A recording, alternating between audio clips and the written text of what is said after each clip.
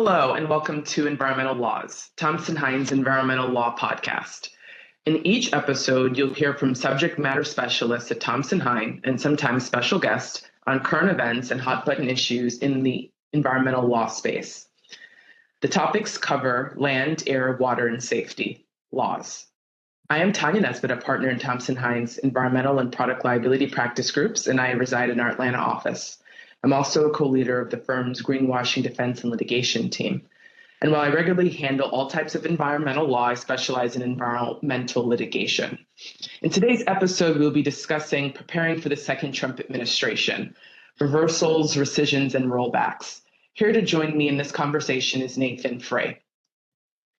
Nathan is a leading expert in regulatory policy and practice and the founder of Regulatory Strategies and Solutions Group, a global consultancy that develops and implements regulatory advocacy strategies for Fortune 100 industry clients and advises emerging economy governments on regulatory reforms to address technical barriers to trade and improve market access.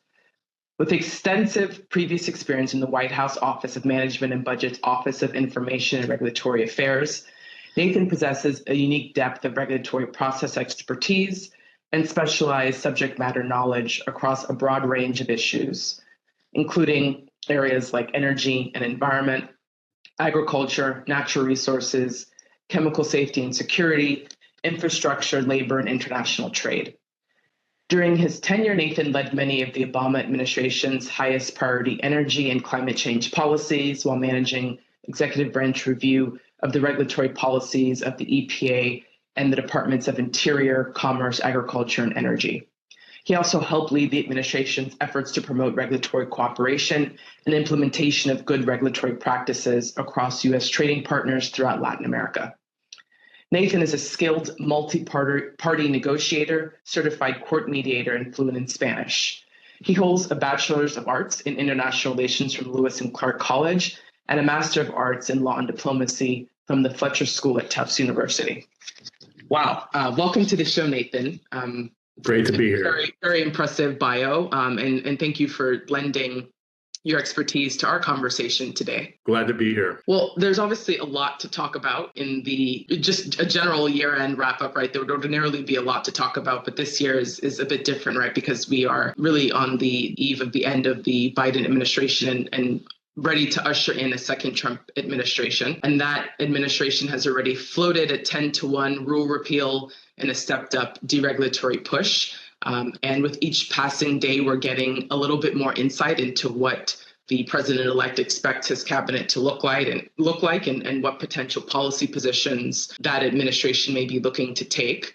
And so I wanted to get you here to talk a little bit about some of the mechanisms the administration may be using to accomplish its policy agenda.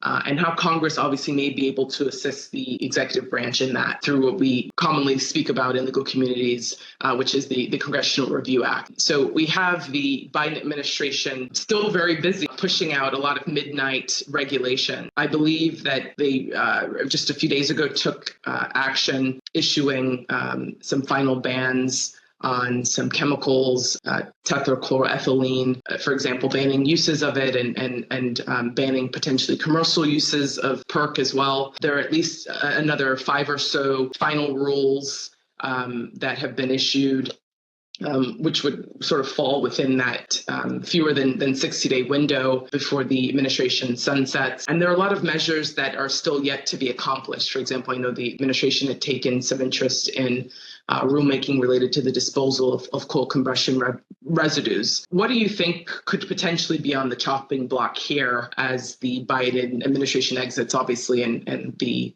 president-elect's administration begins? Yeah, so what the Congressional Review Act says, and I think that's going to be one of the major tools for rollback in the very short term, is that it creates a 60-day look-back window that says any federal rulemaking not finalized within the 60 days prior to the new Congress taking office, that new Congress has the ability to take a look at those rules and repeal them through resolution of disapproval. And so the Congressional Research Service estimates that look back period will commence around August 1st. And so What that means is any rule that's not finalized in effect by August 1st is subject to that repeal process under the CRA. EPA has a number of final rules that didn't make it within that window. Some notable ones include primary drinking standards for lead and copper, a lead dust rule that's very expensive that will be certainly scrutinized, as well as a waste emissions charge, which seems relatively benign, but it does implement some aspects of Inflation Reduction Act, which will certainly be looked at with great scrutiny by the incoming Congress, and likely looking to repeal many aspects of it that haven't been implemented through the budget reconciliation process. So it would be interesting to see how that plays out. Yeah, and I know that lead rule also sort of particularly critical at a time where I think we're seeing a lot of discussion about the nation's water quality system. A number of cities have had issues in recent times, and it'll be interesting to see sort of what the incoming administration does with that, if anything.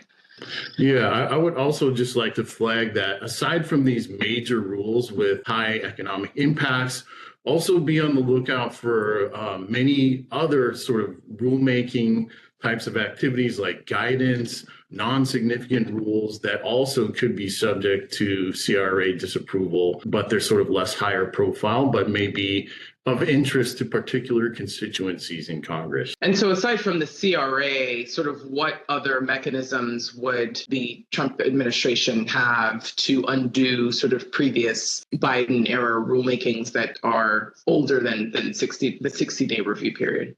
Yeah, so that's going to be a much longer process. They'll need to use the Administrative Procedures Act to sort of go through the rulemaking process to undo those existing rules already in effect. That's a much longer process, but it's safe to say that any rulemaking that deals with energy permitting, energy production will be looked at with high levels of scrutiny. That's actually a good segue into our next topic. We're doing a bit of a round robin here with sort of issues that may be a high priority for the incoming administration. But I did want to talk a little bit about energy because it forecasted obviously to be a crucial part of the president-elect's agenda. He has so far made a plan for U.S. energy dominance and is talked about creating this National Energy Council. We also have the Inflation Reduction Act, which you've previously mentioned, where many states, sort of regardless of political stance or opinion, have taken funds pursuant to that bill, increase energy production in their particular states. And recently, the president-elect has imposed a 20% tariff on all goods imported from Canada. So, a little interested here on where you think the administration's quest for energy dominance, as the president-elect has termed it, might go, and what this might mean, I think, for things like environmental justice and energy policy and production in the United States more broadly. Yeah, well, I guess I'll start with the Canada tariffs issue. As I think we know that Canada is the largest exporter of energy to the United States. We produce a lot of oil in this country, but it's a different kind of oil that's not easily processed into transportation fuels and other things like that as the Canadian oil is. And so if indeed those tariffs go into effect and that's done, it will be difficult to make up that difference in the short term through U.S. production. So again, that will put more pressure on the existing sort of rulemakings and permitting processes to be streamlined to sort of make up the difference, if you will. But those processes take time to do. And so it remains to be seen whether those tariff discussions will actually come to fruition. We'll see. You mentioned the new National Energy Council that will be chaired by the DOI Secretary nominee Doug Burgum, who is the former governor of South Dakota. There's a lot of energy interests there that span from renewables to traditional sources of oil and gas. So I think it's safe to say that the new National Energy Council will sort of stand up a series of executive orders right away that will take a look at opportunities to streamline existing regulations and permitting processes to make it easier to get the energy out of the ground. I think in terms of how that will work in process, it will need some time to implement a lot of those reforms through the rulemaking process and other administrative processes. Right, and we see that there may be further rulemaking from the second Trump administration with respect to NEPA, perhaps efforts to sort of streamline permitting, which we sort of already seen from the first Trump administration, but that may be part of efforts taken to make it easier for industry to produce oil or other sort of minerals or natural resources. I think that there also is a lot of consternation, and I'm seeing it from clients on the renewable side, as to what this means for the government's renewable programs, particularly solar for one, whether the president-elect is sort of interested in continuing to fund those programs, obviously pursuant to the Inflation Reduction Act. His, other statements perhaps that the president-elect has made, which suggested disinterest in doing so. Where do you think the second Trump administration sort of may come out with respect to renewable policy? Yeah, well, I think one point is that a lot of the Inflation Reduction Act funds and tax credits, much of them have already been implemented and dispersed to states, and they're continuing with implementing their programs. I don't suspect that the incoming administration will try to put up roadblocks to existing or projects in the pipeline in terms of the renewable sector, but safe to say that they're not going to focus there, and they're going to focus on the traditional oil and gas space and making it easier to produce in the United States. Another hot topic is obviously PFAS, and we talk about emerging contaminants, and the Biden administration certainly has been very focused on PFAS during its tenure.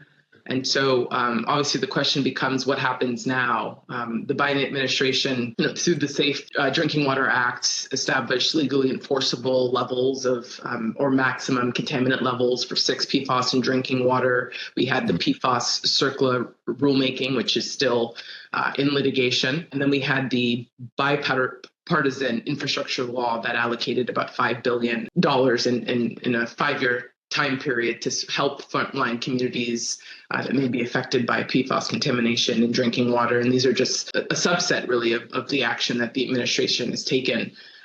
Where do you think the second Trump administration might go here with PFAS regulation? Well, I think it's important to say that, over a very short amount of time, the PFAS issue has really risen in prominence in terms of, the policy space and as well as in the minds of everyday Americans. I think people are more aware of this issue, and folks on both sides of the aisle are trying to champion making the communities more safer from PFAS. That being said, there already have been signals that the incoming administration will look to undo some of the Biden administration actions, in particular the drinking water standards. That was mentioned, in fact, in the Project 2025 document as something that folks want to take a look at, and in particular because of the very high price tag. As you mentioned, there have been some funds already dispersed to states to deal with this problem. And I think that PFAS doesn't discriminate in terms of which community is, in terms of Republicans or Democrats. And, like I said, there is a lot more visibility to this issue. And I think there's growing consensus that, something needs to be done to provide more protections to people. So I would hazard a guess, though, that if you look at the more expensive rulemakings and policies that have been enacted by the Biden administration, those things will probably be scrutinized and be potential targets for rollback in the new administration. And do you anticipate that the issue is not going to go away on the state level, particularly for entities that are doing business across the 50 states? We've seen a number of states pass standards for drinking water as well as consumer products. Do you expect that to continue? Absolutely. I mean, many Democratic governors and legislatures have have prioritized PFAS as a major issue for concern and have taken action and will continue to take an action despite inaction by the federal government and the new administration. So yeah, I expect that activity to continue, and probably with increased rigor. The last topic I wanted to turn to is just the future of the SEC on climate and ESG. We already know that the SEC Commissioner, Gary Gensler, is going to step down in January, and the president-elect has already proposed Paul Atkins to replace him. What do you think this means for the future of SEC enforcement on climate and ESG? Yeah, well, I think the incoming nominee Atkins has already made public statements to the effect of he wants to, repeal the climate disclosure rules. One option in the short term would just be for the new administration to not defend the rule that's in the courts right now. But it's very safe to say that all of those climate disclosure regulations and climate policies in general from the previous SEC will not be in favor in the new administration, and look for them to be undone and not implemented. Yeah, I think that's a good point, and I always kind of like to see, obviously this sort of issue is not specific to this presidential transition, but particularly with things that are sort of tied up in litigation, sort of what the administration's approach could be, particularly for this climate disclosure rule. I kind of wonder openly whether the incoming administration may want it to reach decision on the merits to get some type of precedent, or, will it be willing, to try to rescind it? I don't know. I think it'd be interesting to sort of see how that pans out. I guess it's nice to have options if you're the new administration that way. Yeah, I mean but that issue has come up, and it came up at the beginning of the Biden administration, and oftentimes the advocates will take the position that repealing the rulemaking doesn't sort of moot out the litigation. I don't know if that would be the position of the litigants in this particular instance, but that certainly is one strategy. We'll have to sort of see what the administration decides. But going back to the SEC, it'll be interesting to see whether enforcement continues with respect to disclosures around climate and perhaps becomes more decentralized. And so it becomes an issue of sort of geography and sort of what field office is bringing maybe different types of cases or is more aggressive than others. And we certainly see that play out across regions and other governmental agencies. And so I wonder, now if that may be an issue with respect to this particular issue in the SEC. And in particular, because, ESG in general has gained a lot of momentum over the recent past. And, a lot of in the private sector, a lot of folks in the private sector are already doing a lot of accounting of their emissions and trying to be sort of more climate friendly. So, a lot of, toothpaste has already left the tube, and it's kind of hard to put it back once it's gone. So, it will be interesting to see how things play out in the private sector. So any other tips, Nathan, on things to watch out for or anticipate with the second Trump administration before we close? Yeah, I would say just on the rulemaking space, continue to watch the Federal Register for final rules that get issued in the coming months that will probably be Congressional Review Act targets. Also, those that are proposed that sort of start an administrative record towards a particular policy path that sort of create additional roadblocks for the new administration to undo. But in general, I would say buckle up, because there's going to be a lot of big changes and a lot of fast moving parts, particularly in the first 100 days of the incoming administration. So it will be a period of intense activity, that's for sure.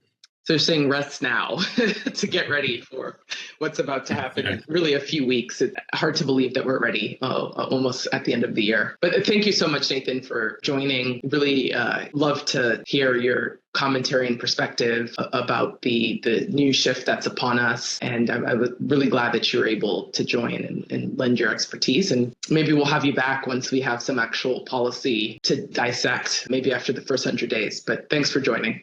Oh, thanks so much for having me, Tanya. It was a pleasure. Thank you for listening to Environmental Laws with Thompson Hine. I hope you found the information shared during today's program valuable. We welcome your questions about today's topics as well as your suggestions for future programs. You can email me at tanya.nesbitt@thompsonhine.com. If you'd like to learn more about Thompson Hine's environmental group, please visit our website at thompsonhine.com. With approximately 400 lawyers in 8 offices, Thompson Hine is a full-service business law firm recognized for innovation and client service. Our Smart Path approach provides clients with services that are predictable, efficient, and aligned with their short and long-term strategic goals. This podcast is for informational purposes only. It provides general information and not legal advice or opinions regarding specific facts. You may not edit, modify, or redistribute this podcast without permission.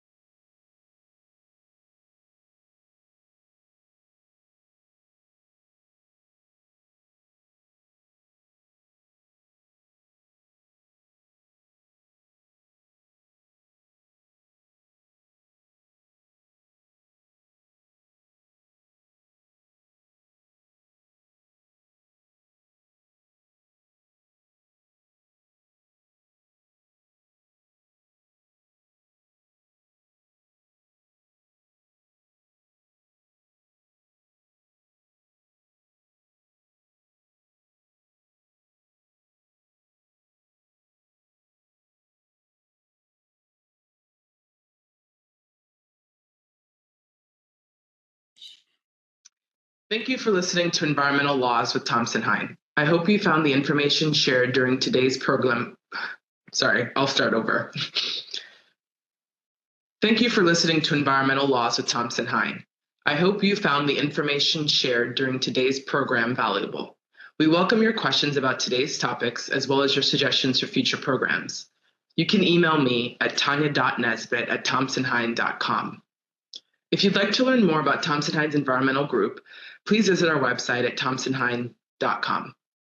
With approximately 400 lawyers in 8 offices, Thompson Hine is a full-service business law firm recognized for innovation and client service.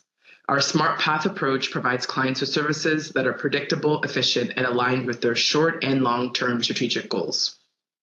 This podcast is for informational purposes only. It provides general information and not legal advice or opinions regarding specific facts. You may not edit, modify, or redistribute this podcast without permission.